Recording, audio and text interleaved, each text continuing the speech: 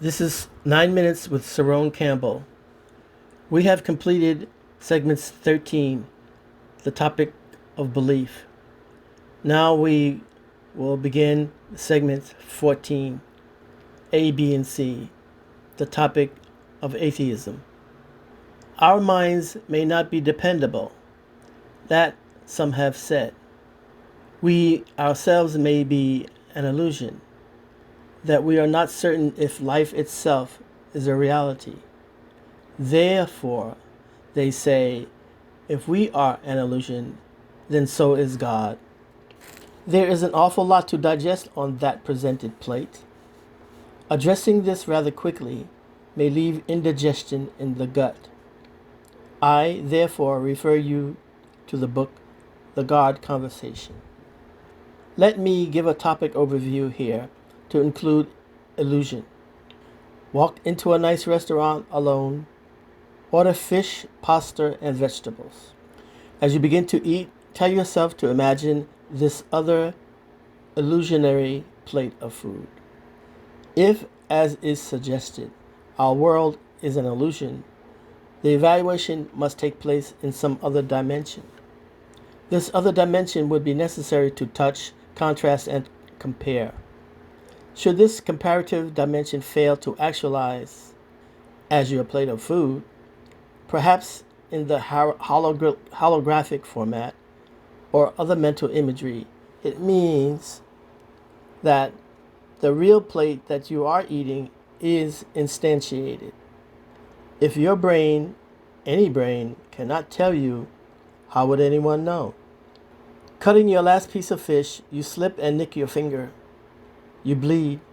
Your intrinsic pathways, processes are at work to contain your bleed out.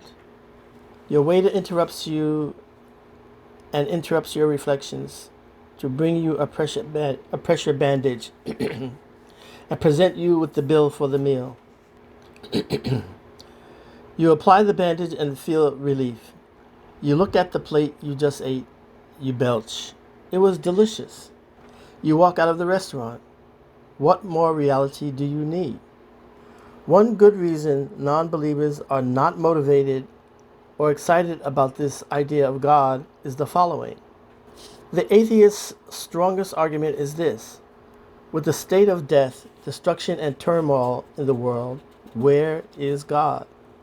The atheist Bertrand Russell has said, man is the product of causes which had no prevision of the end they were achieving, that his origin, his growth, his hopes and fears, his loves and beliefs are but the outcome of accidental collocation of atoms, that no fire, no heroism, no intensity of thought and feeling can preserve an individual life beyond the grave, that all the labors of the ages, all the devotion, all the inspiration, all the noonday brightness of human genius are destined to extinction in the vast death of the solar system, and that the whole temple of man's achievement must inevitably be buried beneath the debris of a universe in ruins.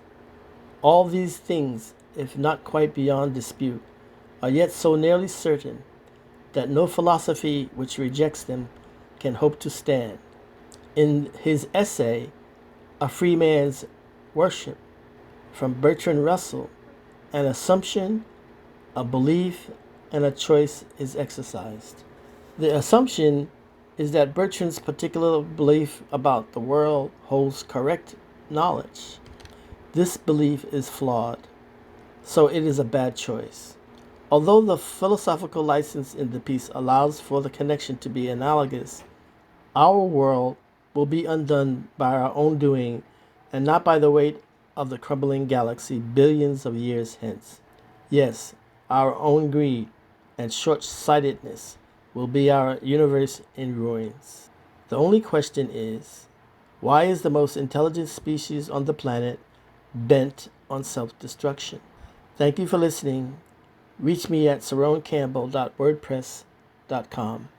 We will continue in the next segment, 14b, continuing with atheism.